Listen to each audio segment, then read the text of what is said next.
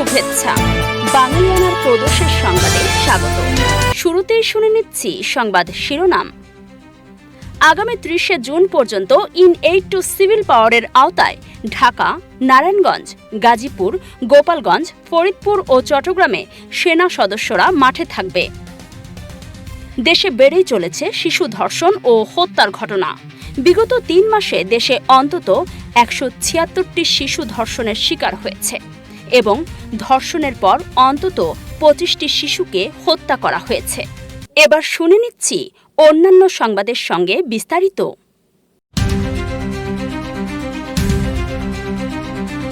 কার্যক্রম নিষিদ্ধ আওয়ামী লীগের প্রতিষ্ঠা বার্ষিকীকে কেন্দ্র করে যে কোনো ধরনের অপতৎপরতা ও নাশকতা রুখতে ঢাকাসহ দেশের 6টি জেলা ও মেট্রোপলিটন এলাকায় সেনাবাহিনী মোতায়েনের নির্দেশ দেওয়া হয়েছে। সোমবার 22 জুন আইএসপিআর এবং স্বরাষ্ট্রমন্ত্রী সালাউদ্দিন আহমদ এই তথ্য নিশ্চিত করেছেন। আগামী 30 জুন পর্যন্ত ইন-8 টু সিভিল পাওয়ারের আওতায় ঢাকা, নারায়ণগঞ্জ, গাজীপুর, গোপালগঞ্জ, ফরিদপুর ও চট্টগ্রামে সেনা সদস্যরা মাঠে থাকবেন। স্বরাষ্ট্রমন্ত্রী জানান, দেশের আইনশৃঙ্খলা পরিস্থিতি ভালো থাকলেও আওয়ামী লীগ অস্থিরতা সৃষ্টির পায়তারা করছে, এমন গোয়েন্দা তথ্যের ভিত্তিতে এই সতর্কতামূলক ব্যবস্থা নেওয়া হয়েছে। ডিএমপিও ঢাকাকে নিশ্ছিদ্র নিরাপত্তার চাদরে ঢেকে ফেলার পরিকল্পনা নিয়েছে। তবে জামায়াতসহ 11 দলের সমাবেশ প্রসঙ্গে মন্ত্রী বলেন, এতে গণতন্ত্র বিকশিত হচ্ছে এবং তাদের কথা বলার স্বাধীনতা রয়েছে।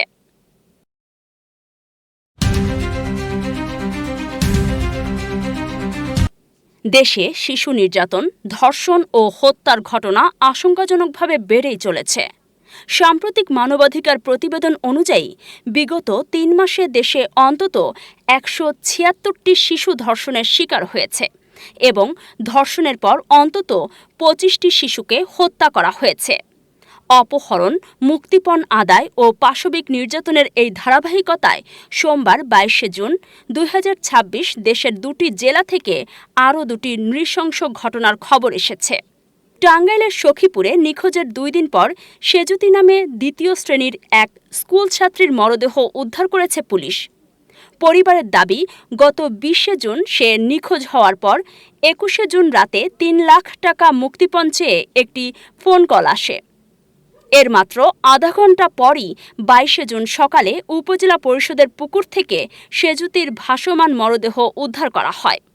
অন্যদিকে বরিশালের গৌর নদীতে মোবাইল ফোনে কার্টুন দেখানোর প্রলোভন দেখিয়ে মাত্র 3 বছরের এক শিশুকে ধর্ষণের অভিযোগ উঠেছে জালাল শিকদার নামে 65 বছর বয়সী এক বৃদ্ধের বিরুদ্ধে। গত 19 জুন বিকেলের এই ঘটনার পর শিশুটিকে আশঙ্কাজনক ও রক্তাক্ত অবস্থায় বরিশাল শের-ই-বাংলা মেডিকেল কলেজ হাসপাতালে ভর্তি করা হয়েছে। ঘটনার পর থেকে অভিযুক্ত পলাতক। জাতীয় দৈনিকের বিগত 3 মাসের পরিসংখ্যান এবং আজকের এই 2 ঘটনায় প্রমাণ করে, ঘরে বাইরে কোথাও শিশুরা আজ নিরাপদ নয়। কার্টুন দেখার মতো অবুঝ প্রলোভন কিংবা অপহরণের পর মুক্তিপণ না পেয়ে হত্যার এই নির্মম বাস্তবতা দেশের প্রতিটি সচেতন নাগরিককে গভীরভাবে শঙ্কিত করে তুলেছে।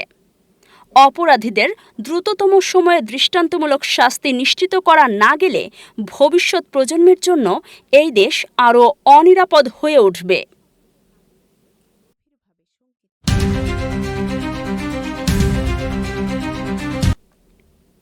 দেশের অর্থনৈতিক লাইফলাইন ঢাকা-চট্টগ্রাম মহাসড়ককে সার্ভিস লেন সহ 6 লেনে উন্নীত করতে ৭১,৮৫০ কোটি টাকার প্রকল্প প্রস্তাব করেছে সড়ক ও জনপথ অধিদপ্তর।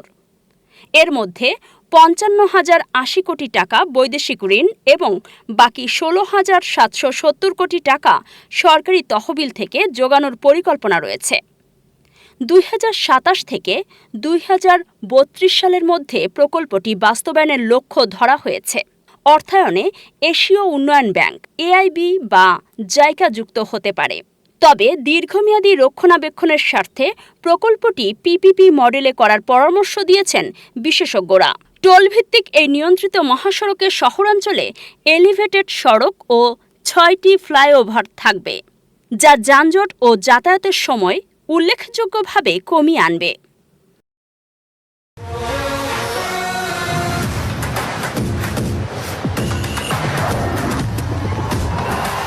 এবার শুনে নিচ্ছি বিশ্বকাপের খবর।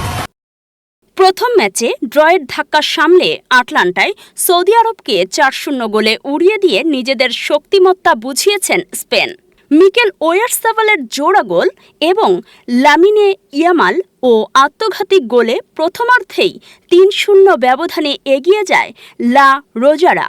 এই জয়ে এইচ গ্রুপের শীর্ষে উঠেছে সাবেক বিশ্ব চ্যাম্পিয়নরা।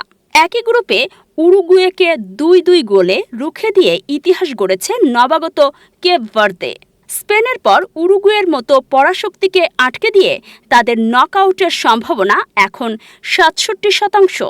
অন্যদিকে নিউজিল্যান্ডকে ৩-১ গোলে হারিয়ে বিশ্বকাপে নিজেদের ইতিহাসে প্রথম জয়ের দেখা পেয়েছে মিশর। প্রথমার্ধে পিছিয়ে পড়ার পর দ্বিতীয়ার্ধে মোহাম্মদ সালাহর গোল ও অ্যাসিস্টে দারুণভাবে ঘুরে দাঁড়িয়ে ৪ পয়েন্ট নিয়ে গ্রুপ জির শীর্ষে উঠেছে তারা। আজ বাংলাদেশ সময় রাত ১১টায় আর্জেন্টিনার বিপরীতে খেলতে নেমেছে অস্ট্রিয়া।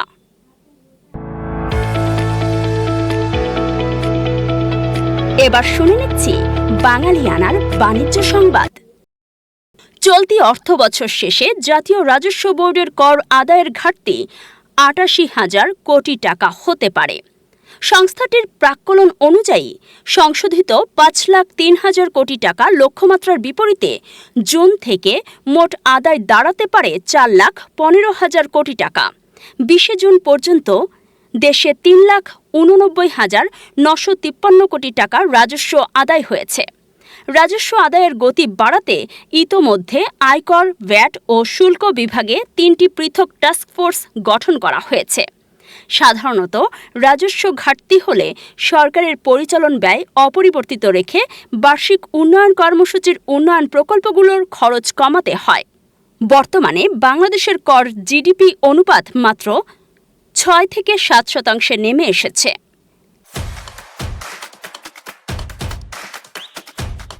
এবার শুনে নিচ্ছি বাঙালিয়ানার ক্রীড়া সংবাদ।